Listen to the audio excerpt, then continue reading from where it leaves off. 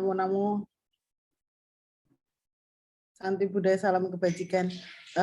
Apa kabar semuanya? Sehat? Sehat nggih? Alhamdulillah Saya harap semuanya sehat, Ibu. sehat.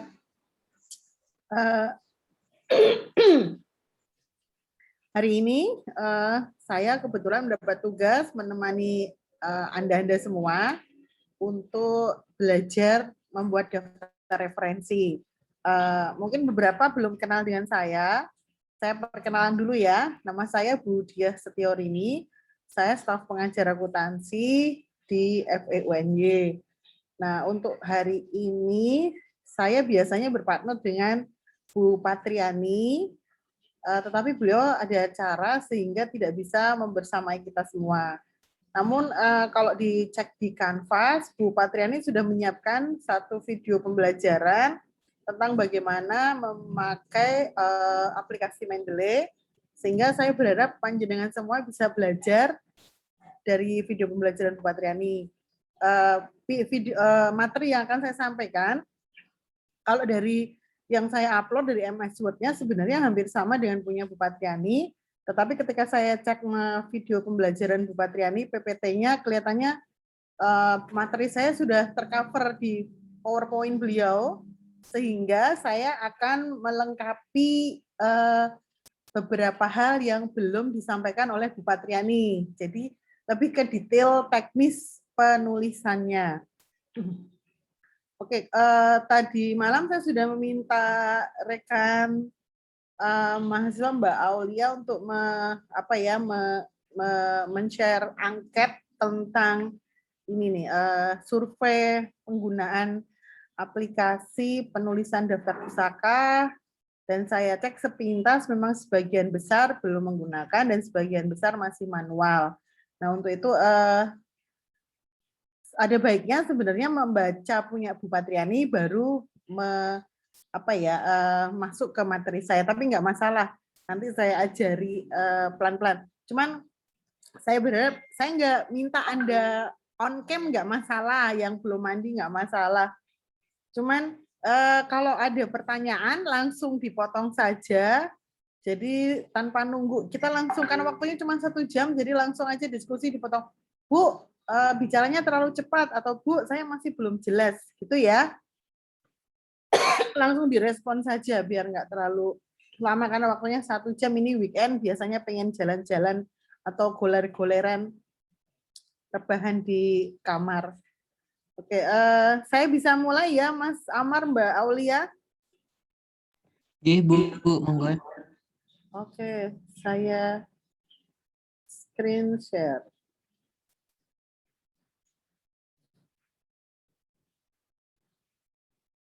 Oke, sudah kelihatan belum, G? Sampun, Bu Rini. Oke.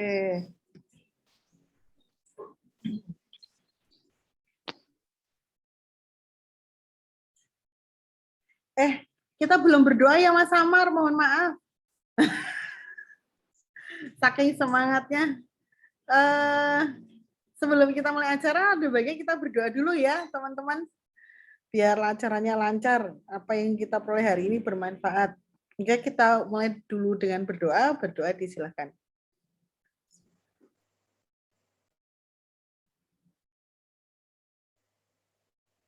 Cukup, terima kasih.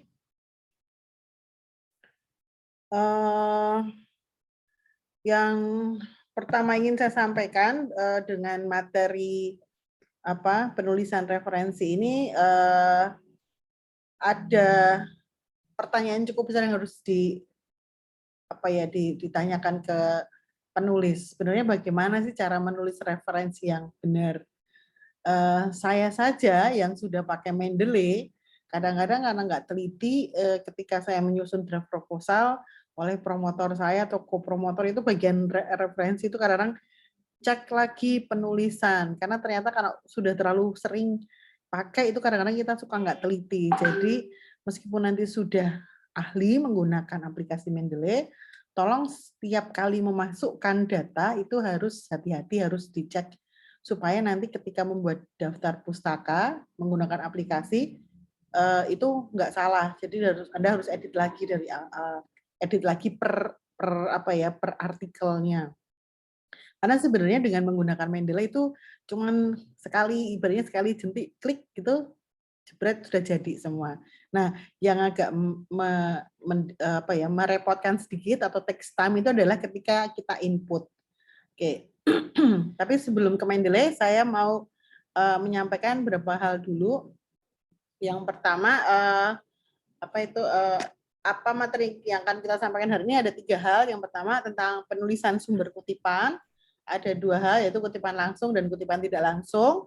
Yang kedua, cara menulis daftar pustaka. Itu ternyata menulis daftar pustaka itu kalau dari buku, artikel, kemudian dari jurnal, skripsi, internet, hasil wawancara, dari musik atau video audio, ternyata tata caranya berbeda. Kemudian yang terakhir, cara menulis kutipan dengan Mendeley, kita akan praktek baik menulis secara langsung maupun tidak langsung. Oke, langsung saja ke yang pertama. Jadi, ketika menulis kutipan, itu kita biasanya menulis bisa secara langsung, bisa secara tidak langsung. Yang namanya kutipan langsung, itu biasanya gampangnya langsung copy paste dari sumber referensi yang kita punya. Nah, kutipan langsung ini ada 2 macam. Yang pertama kutipan langsung yang versi pendek dan kutipan langsung versi panjang. Kutipan yang versi pendek itu biasanya kurang dari 40 kata. Biasanya menulisnya jadi satu paragraf dengan tulisan Anda sehingga tidak ada perbedaan antara pendapat Anda dalam paragraf tersebut dengan pendapat referensi yang Anda rujuk. Sementara kalau kutipan langsung yang sifatnya panjang itu biasanya lebih dari 40 kata, sering kita kenal dengan block quotes. Nah, ini disusun khusus karena panjang itu disusun biasanya spasinya 1, kemudian dia agak menjorok ke dalam jadi lebih menjorok ke dalam dibandingkan paragraf yang Anda tulis. Fontnya biasanya sama. Kadang-kadang ditulis dengan huruf italik untuk membedakan. Kemudian satu paragraf itu juga biasanya untuk membedakan bahwa ini adalah kutipan langsung versi panjang, yang ini agak berbeda dengan kutipan langsung pendek. Kalau pendek kan jadi satu dengan paragraf. Kalau kutipan panjang karena dia menjorok, ini sedikit membedakan, biasanya dipakai untuk membedakan antara pendapat Anda dengan pendapat orang lain. Atau mau membuat perbandingan pendapat, itu biasanya pakai kutipan langsung yang panjang yang dibuat menjorok dengan spasi 1. Nah, contoh kutipan langsung seperti ini. Ciri-cirinya harus ada tanda petiknya biasanya. Jadi seperti ini, kutipan langsung dari Hadid nih. Perempuan harus memiliki ruang dan uang untuk dirinya sendiri. Ini benar-benar copy paste kata-kata dari Hadid, diambil dari tahun 2002 halaman 3. Oke, nah yang kedua, penulisan kutipan ada yang kedua ini adalah kutipan yang tidak langsung. Nah, kutipan yang tidak langsung itu jelas tidak boleh copy paste. Namanya tidak langsung ya. Tidak langsung itu artinya kita membahasakan atau membuat parafrase. Jadi tips membuat kutipan tidak langsung itu adalah baca dulu satu paragraf, kemudian intisarinya apa, dicermati, diresapi, diingat-ingat, kemudian kamu tulis lagi dengan merem. Tulis lagi, kemudian kamu masukkan ke dalam paragraf yang mau ditulis. Nah, contoh menulis kutipan langsung jelas dia nggak pakai tanda petik. Langsung seperti ini modelnya. Hal ini dikemukakan oleh Hoffman 1951 yang berpendapat bahwa laki-laki cenderung memilih pasangan yang memiliki status sosial yang sama dengannya. Atau cara lain, pada tahun 1950, 51 ya harusnya ya, bukan 51. Goffman melakukan penelitian tentang keterkaitan antara lelaki dan perempuan antara lelaki dengan status sosial. Ini salah satu contoh parafrase. Oke, sampai di sini ada pertanyaan atau tidak? Belum ya? Oke, nah selanjutnya cara mendaftar pustaka yang benar. Nah, daftar pustaka itu ditulis berdasarkan umumnya ya, rule umumnya secara general itu nama belakang dulu dari sang penulis, kemudian daftar pustaka yang memiliki penulis yang sama itu diurutkan berdasarkan tanggal publikasi yang paling awal. Ya, jadi kalau ada nama penulis yang double, nah itu ditulis tanggal publikasi yang paling awal. Kemudian habis itu ada tahun, setelah tahun judul, setelah judul biasanya sumbernya dari mana, jurnal, artikel, video, majalah, koran, website. Kemudian ada ciri tertentu, kadang diberi tanggal kapan diunduhnya, kapan di apa ya, diunduhnya kapan itu ada. Atau kalau itu bentuknya video suara atau video visual gitu, pada detik keberapa juga ada. Nanti kita jelaskan. Nah, selanjutnya penulisan daftar pustaka dari buku, ya. Format umumnya nama tadi sudah saya sebut, namanya biasanya dibalik ya, nama depan, kemudian tahun, kemudian judul, baru kota. Ini yang umumnya sederhananya begini. Contohnya Hirata, Andrea Hirata ditulisnya Hirata 2006, sang pemimpi Yogyakarta, kota disebut, penerbitnya siapa. Nah, kalau penulisnya lebih dari 2 kata, maka yang dibalik hanya nama pertama, Dewi Lestari, kemudian yang nama kedua tetap sama, Selo Sumarjan. Nanti judulnya apa, tahun, judul, kota, penerbitnya siapa. Kemudian kalau namanya 3, sama. Yang pertama yang dibalik, yang kedua tidak dibalik, tetapi kalau dirasa perlu menyingkat, maka boleh menggunakan dan kawan-kawan sehingga seperti ini hasilnya. Oke. Nah, contoh detailnya ya, misalnya kalau penulisan daftar pustaka dari buku dengan informasi khusus, misalnya ada angkanya. Biasanya ada nama-nama tertentu, orang-orang Eropa itu kalau ada ngasih keturunan bangsawan, kadang-kadang ada tulisan nomornya gitu. Cara menulisnya seperti ini, Michael Anderson III, tahun, judul buku, kota, penerbit siapa. Kemudian kalau daftar pustakanya punya informasi khusus yang seperti buku, tapi bukunya tidak ada nama penulis.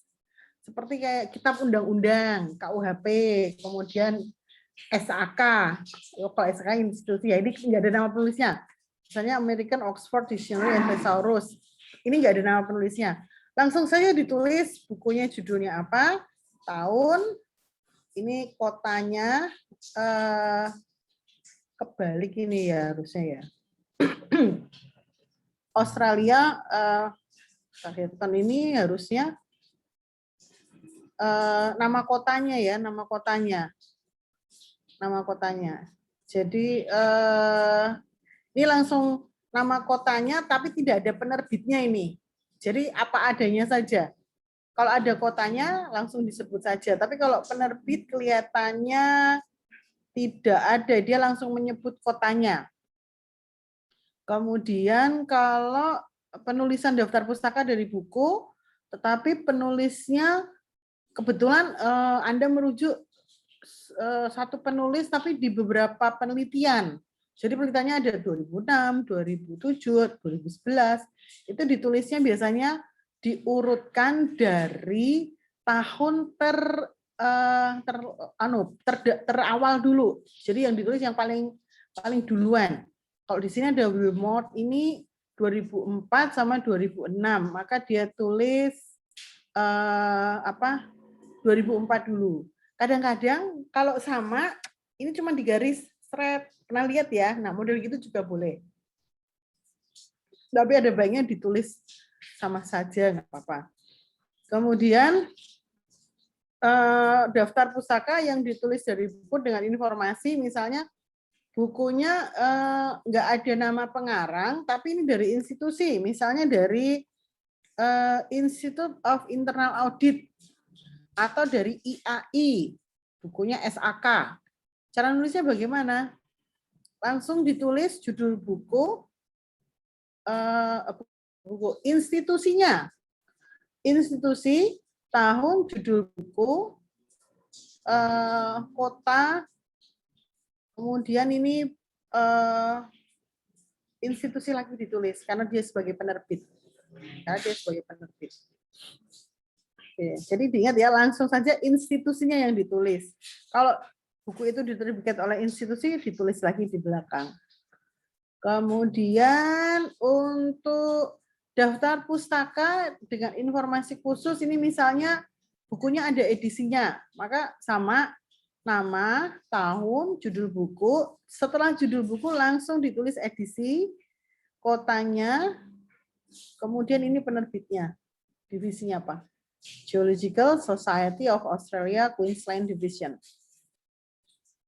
Kemudian dari buku lagi, tapi bukunya adalah buku yang diedit oleh editor.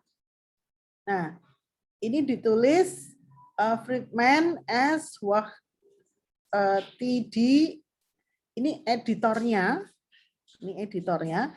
ditulis tahunnya, ditulis kemudian judulnya, kota, baru ini. Penerbitnya adalah asosiasi, American Psychology Association. Oke. Ini editor, jadi bukan penulis. Kemudian jika daftar referensi diambil dari buku, tapi bukunya berseri. Jadi bukunya berseri ya, ditulisnya sama, ada serinya, edisinya berapa. Ini Friedman and Work TD, tahun, judulnya. Kemudian, nah serinya ini ditulis di sini. Series in Effective Science. Kotanya, penerbitnya siapa. Jadi kalau ada bukunya serial gitu, ditulisnya di belakang judul. Kemudian kalau bukunya dari e-book, nah hari ini kan buku hard copy mahal. Kita biasanya pakai buku dari e-book yang kita ambil download secara gratis. Nah caranya sama seperti menulis buku biasa, buku yang hard copy, nama pengarang, tahun, judul buku, kalau ada edisi ditulis edisi, tulis kotanya, tulis penerbitnya, kemudian tambahan informasi tentang dari mana e-book tersebut diperoleh. Contohnya ini tambahannya adalah tersedia dari Net Library Database. Kalau bahasa Inggris yang langsung available at Net Library Database. Nah, contohnya seperti itu. Kemudian, nah ini yang terakhir kayaknya, yang terakhir dari buku. Misalnya Anda merujuk referensi dari buku yang bukunya terjemahan. Paling banyak ya kalau kita pakai buku terjemahan, itu ditulisnya asli penulisnya siapa, John Doe, tulisnya dibalik ya, Doe Jones, tahun 2006, terjemahnya langsung Sistem Informasi dan Komunikasi. Nah, yang menerjemahkan ditulis M. Haryanto terjemahan. Kota Jakarta, penerbit Gramedia. Ini untuk penulisan daftar pustaka dari buku. Nah, selanjutnya untuk jurnal. Nah, untuk jurnal ini formatnya biasanya nama belakang penulis. Kalau terlalu panjang pakai inisial depannya, baik satu atau lebih dari penulis. Itu kompak harus pakai inisial. Tapi tergantung juga sih, ada beberapa versi yang tidak pakai inisial, tapi harus konsisten ya. Kalau pakai inisial semua, yang penulis kedua, ketiga juga inisial, ada inisialnya, nama depannya, yang ditulis hanya nama belakang. Tapi kalau nggak ada inisial, ya nggak ada inisial semua. Kemudian tahun terbit, judul artikel, nama jurnal. Nah, yang di sini kalau jurnal, yang ditulis italik adalah nama jurnal. Kalau tadi buku, yang ditulis adalah judul bukunya. Kemudian volume ditulis italik juga, issue, nomor, halaman kalau lengkap. Nah, contohnya di sini ya, CA langsung disingkat W 2015 Japanese Idols in Transcultural Reception. The Case of Idol Group AKB48 dari Visual Post, a journal for study of past visual culture. Ini isu 2 volume 1 halaman 40 sampai 50. Ini satu penulis. Kalau dua penulis sama namanya tetap dibalik pakai inisial. Kalau namanya lebih dari 3 atau 2 boleh sebenarnya dan kawan-kawan. Kemudian kalau jurnalnya itu biasanya jurnal kayak e-print gitu modelnya, e-print yang biasa kita temui di jurnal-jurnal milik jurnal program studi atau universitas. Itu biasanya ditulis nama, tahun, judulnya, kemudian dari jurnal apa, diaksesnya kapan dari universitas library. Jadi ditulis, harus jujur. Kalau dari jurnal yang diperoleh dari perpustakaan universitas. Jadi artikel jurnalnya daring dari universitas, harus nulisnya seperti ini. Nah, selanjutnya daftar pustaka dari koran atau majalah. Nah, hampir sama ya, nama belakang pakai inisial, kemudian ada tahun pembuatan, bukan tesis ya, ini tahun pembuatan artikel. Kemudian ditulis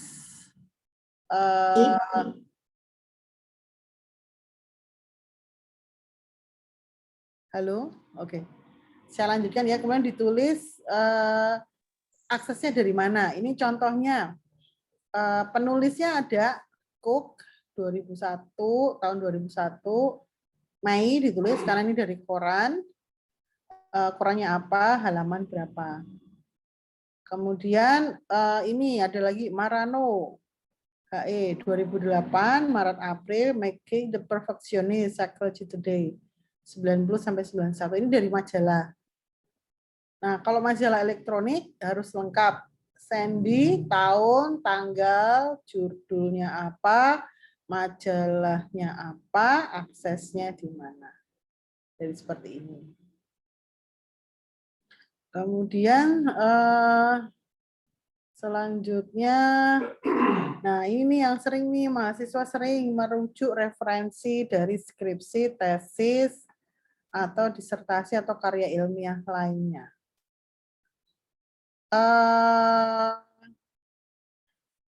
Ditulisnya seperti ini, namanya siapa, tahun, kemudian judulnya, kemudian ini disebutkan dari skripsi atau tesis atau disertasi, universitasnya apa, kemudian diaksesnya kapan. Oke. Sampai di sini ada pertanyaan atau tidak? Oke, belum. Ini di kolom chat ada satu pertanyaan. Oh iya ya, Mas Amar langsung ini aja ya. Ini langsung menyela aja. Chatnya apa, Mas? Ini pertanyaannya dari Mas Yusuf. Assalamualaikum Ibu Dia, selamat pagi. Izin bertanya, jika penulis namanya terdiri dari 3 kata, bagaimana cara penulisannya? Apakah ditulis dari belakang, tengah, baru nama depan, atau bagaimana ya Bu? Terima kasih. Begitu Bu. Oke. Bentar ya. Ada tamu bentar. Oh, udah ada yang buka pintu. Kalau namanya 3, misalnya contohnya apa Mas? 3 nama ya. Dia, Setiorini, Rahmawati, gitu ya. Kalau misalnya saya sendiri yang tulis, itu maka yang ditulis adalah nama paling akhir Rahmawati. Dia Setiorinnya cukup ditulis singkat DS. Rahmawati, D, S, gitu. Jadi tetap diambil yang paling akhir. Paling akhir, dua kata, dua nama pertama itu kan 3 ya, dua nama pertama itu disingkat aja. Gitu Mas Amar? Gitu Mas Yusuf? Ya Bu, terima kasih atas jawaban. Oke. Mas Amar langsung nyala aja ya kalau ada yang chat ya. Saya soalnya nggak sempat memperhatikan ini. Oke Bu, ini ada satu lagi Bu. Oke, boleh. Uh, dari Mbak Afida Safa. Ya, Assalamualaikum Ibu, bertanya, untuk buku terjemahan, apakah penulisan nama penerjemah ada aturannya Bu? Terima kasih. sudah ada tadi. Nama penerjemahnya tetap disebut karena dia sudah capek-capek. Aduh maaf, sudah capek-capek menerjemahkan jadi harus disebut. Bentar, terjemahan. Nih, John Doe ini buku aslinya tentang sistem informasi dan komunikasi dalam bahasa Inggris, maksudnya diterjemahkan oleh Pak Haryanto, Muhammad Haryanto.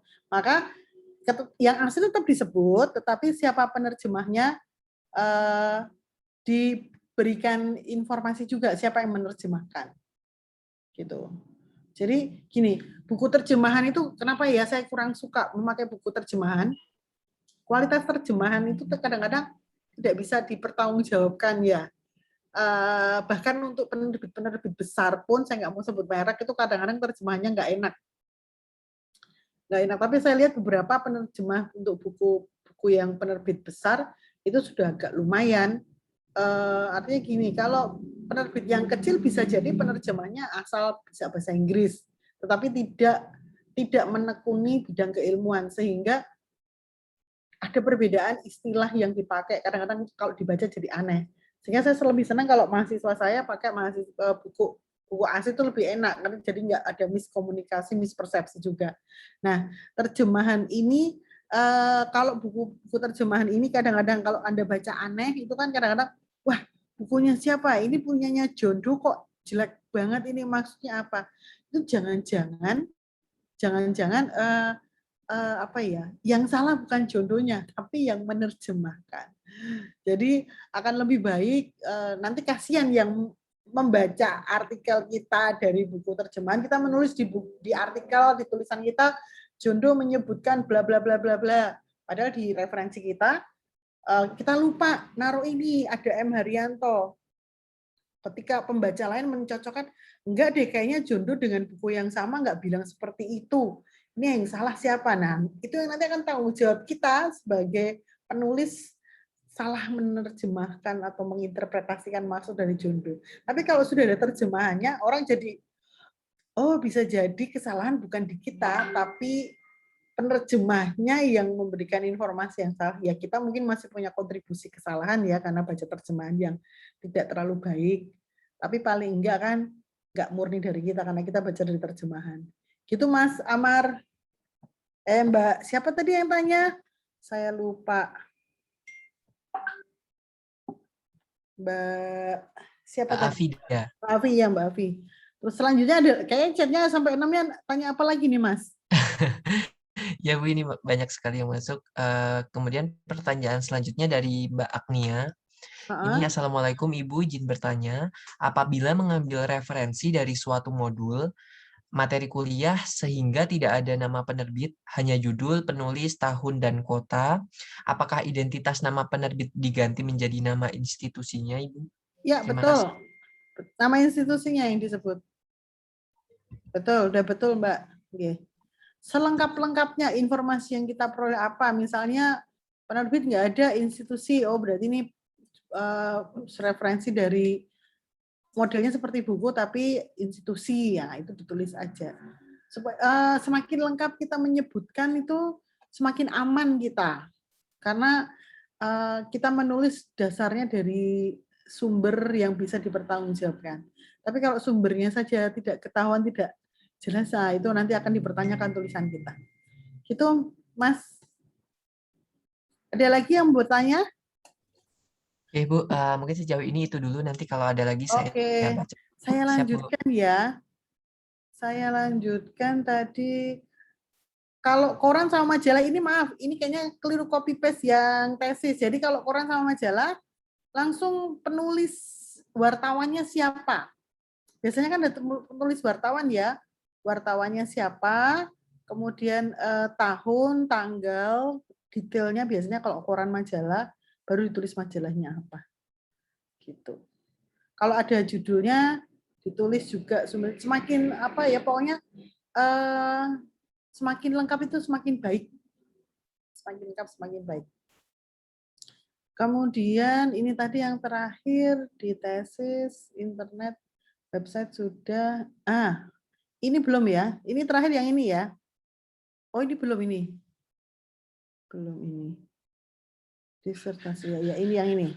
Nah, daftar pustaka dari internet atau website.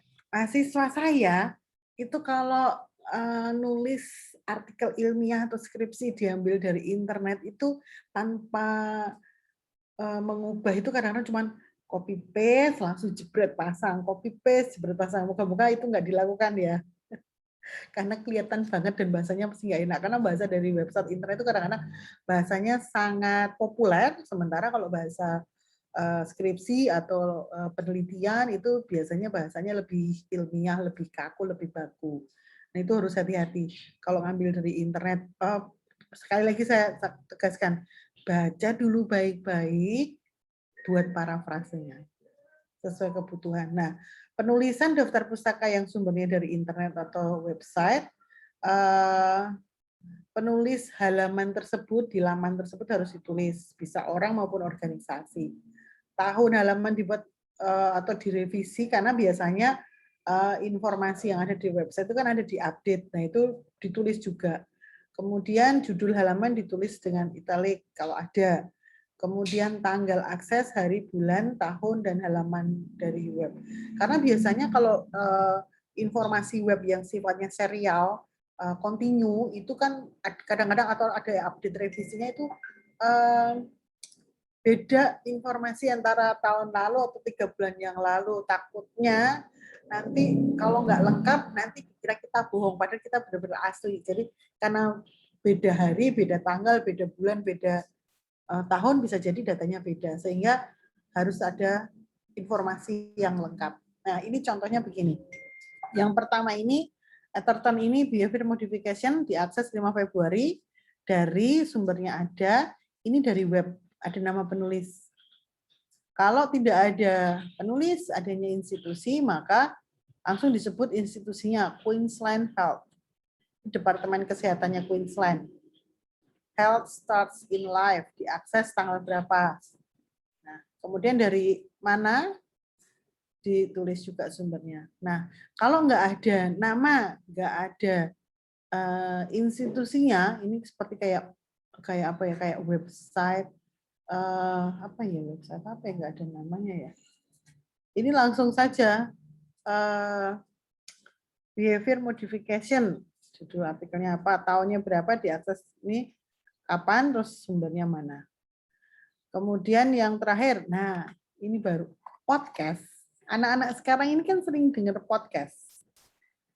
Podcast itu boleh jadi sumber referensi, tapi harus bijaksana memilih podcast ya.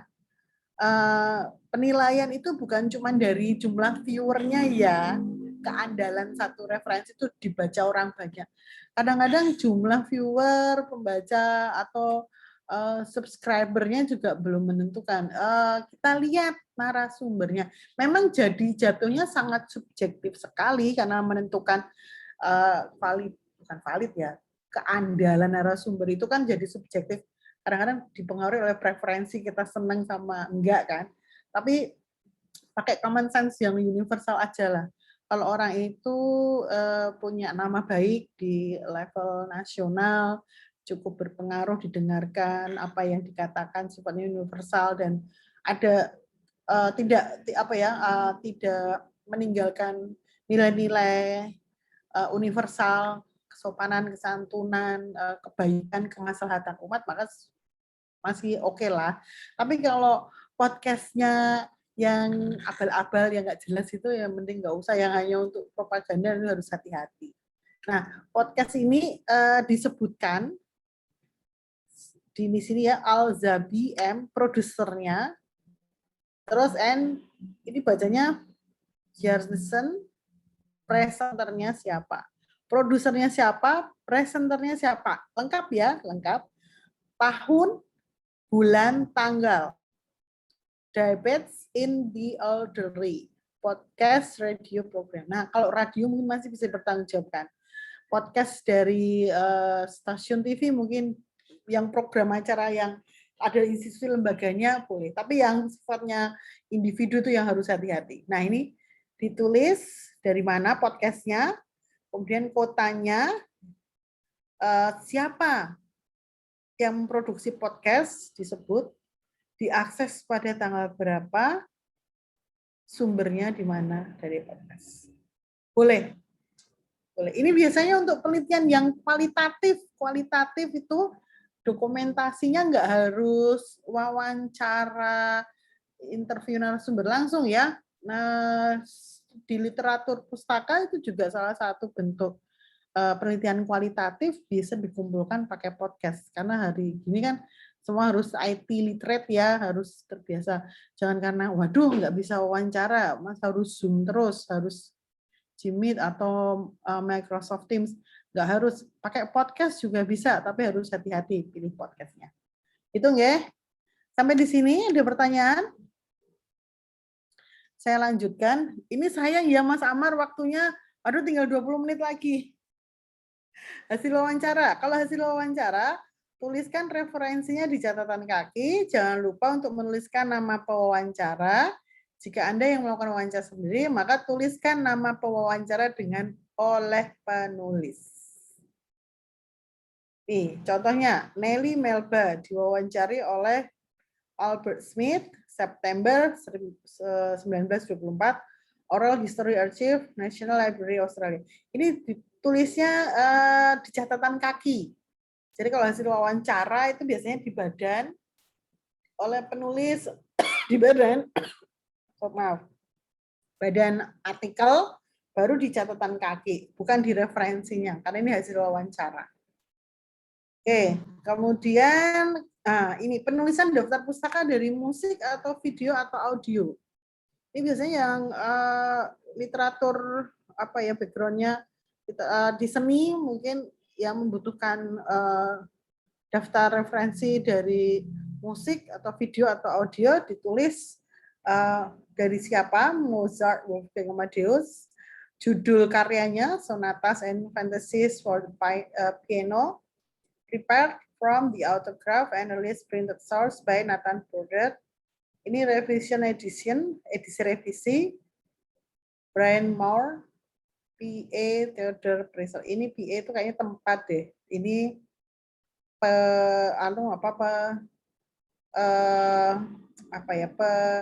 yang memproduksi.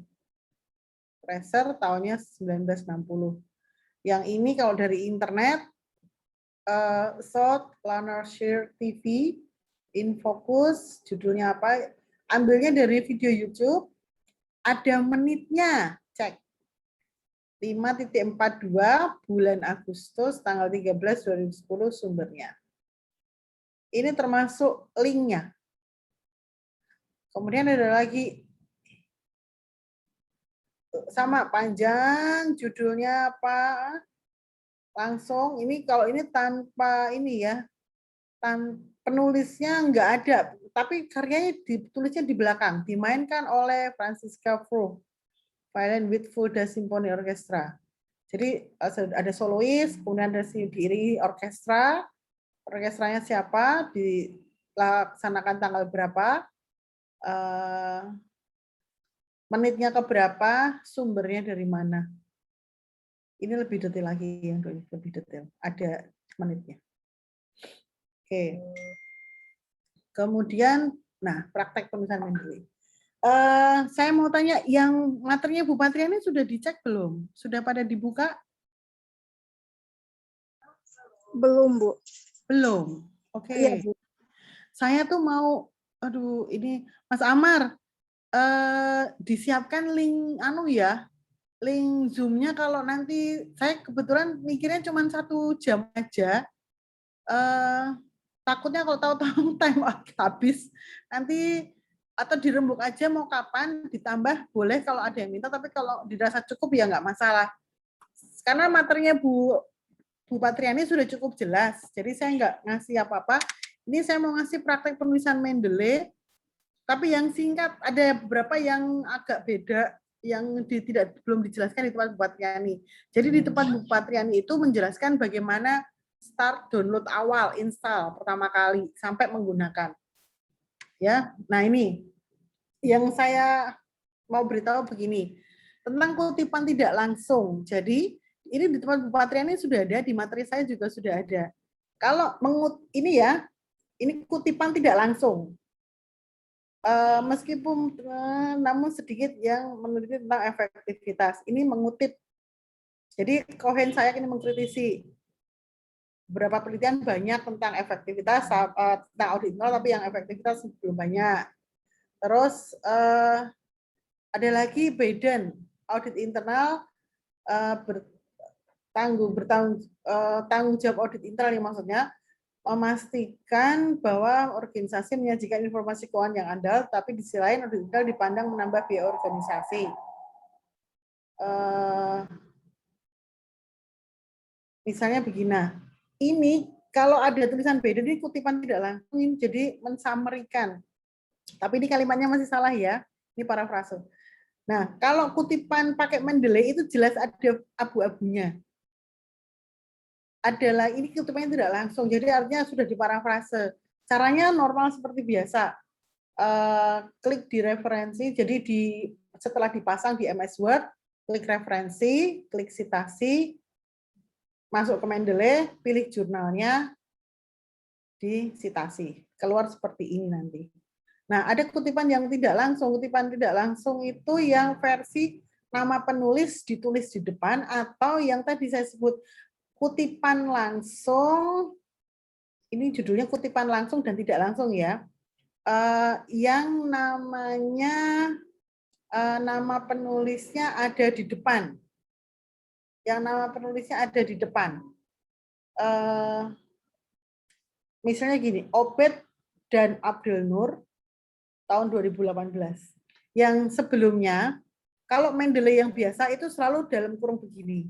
Tapi kalau pengen menulis seperti ini kutipan, ini bisa dilakukan untuk kutipan tidak langsung, yang versi nama penulis ditaruh di depan dulu, baru hasil summary ringkasannya apa, atau Abed dan Abdul Nur 2018 menyatakan tanda petik, langsung copy paste. Itu caranya. Klik referensi, insert citasi, go to Mendeley, pilih jurnalnya, nama Abed Nur di blok.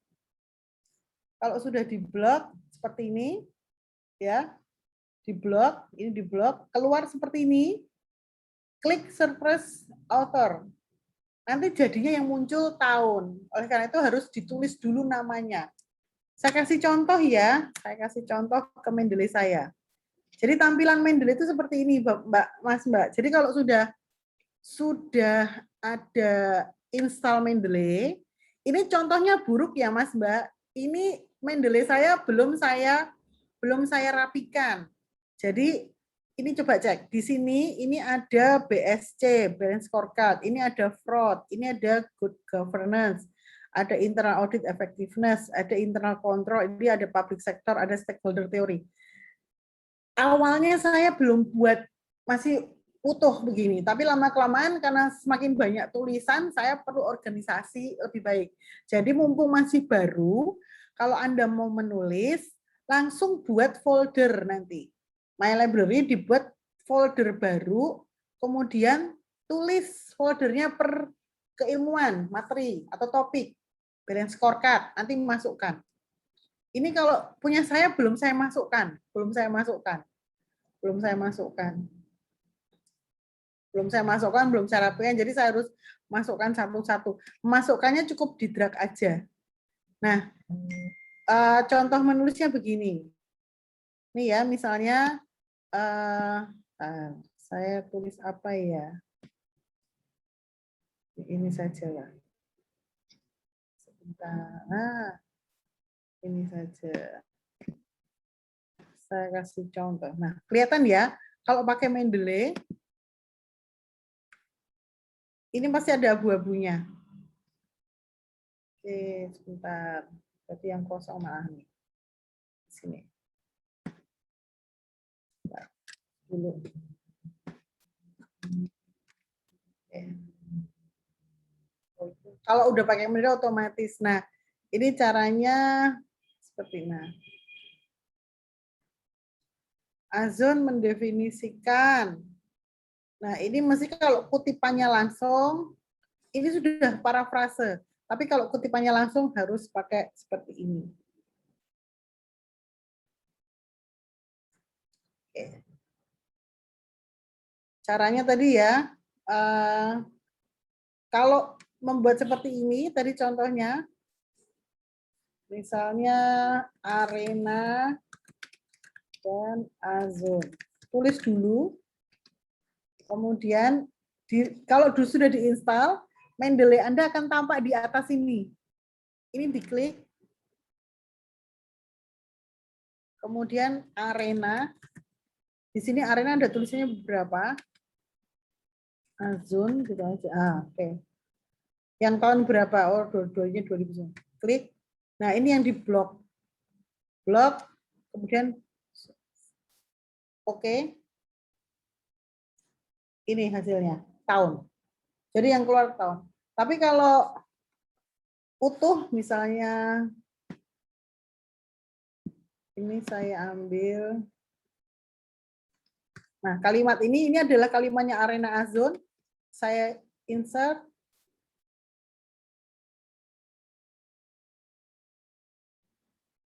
Insert lagi mana ya? Insert. Oke, insert.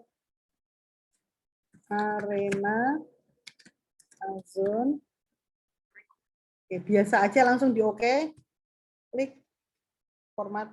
Nah, bedanya seperti ini. Ini begini. Ini begini. Nah, coba saya hapus. Nah, kalau sudah membuat seperti ini, sudah ada, mau membuat daftar referensi, kenapa saya bilang tadi daftar referensinya mudah? Ini kan sudah ada ya, sudah ada filenya, sudah ada ini, daftar referensi sudah ada saya tulis berapa, tinggal insert bibliography, sudah. Tulisan saya yang cuma dua paragraf ini, sudah jadi daftar referensi seperti ini. Nah, cek. Mudah tidak? Mudah ya? Oke, Mas Amar, ini tinggal 8 menit lagi di tempat saya. Kalau ada pertanyaan, saya stop share dulu. Kalau ada 8. Kalau ada pertanyaan, nanti bisa disampaikan di chat, di WA group, nanti sampaikan ke saya, nanti saya balas. Kalau memang teman-teman mahasiswa setelah buka buku, setelah membuka materinya Bu Patriani masih bingung, materi saya juga dirasa belum paham, mau diadakan Zoom lagi boleh. Nanti janjian aja waktunya kapan. Karena saya tahu kalau kelamaan Zoom itu biasanya langsung muntah-muntah, agak bingung. Bukan bingung, malas, pusing. Saya soalnya udah seminggu ini mabuk daring. Oke, ada pertanyaan nggak? Ini ada 10 pertanyaannya apa lagi nih? Moga-moga nggak bukan pertanyaan ini ya. Oke. Bu Rini mungkin mau berfoto dulu bersama peserta. Oh iya, boleh. Monggo kepada teman-teman peserta yang bisa on cam, dipersilahkan. Mohon maaf ya, cuma 1 jam. Tapi insya Allah punya Bu Patriani sudah lengkap. Sama satu lagi Mas Aman mau cerita saya. Kalau Oke, Bu. Mendeley-nya itu pakai folder, nanti ya kalau sudah ahli jago semua, ada satu software yang bisa dipakai. Jadi dari Mendeley yang berfolder-folder itu, kemudian kita punya punya penelitian, artikelnya mana aja, itu kita ada kayak mind mapping. Jadi variabel ini sudah diteliti berapa orang, yang belum berapa, tahun berapa itu ada. Jadi ada peluang variabel mana yang masih sedikit diteliti dan itu bisa jadi celah untuk kita meneliti, itu bisa ada. Ada softwarenya. Jadi sebenarnya kalau kita pakai Mendeley itu manfaatnya banyak, bisa macam-macam. Gitu. Tapi enggak sekarang, ini buat tahu aja dulu Mendeley kayak apa. Tadi cuman satu klik jadi semua ya, nggak perlu nulis referensi. Oke, silakan Mas Amar kalau mau foto.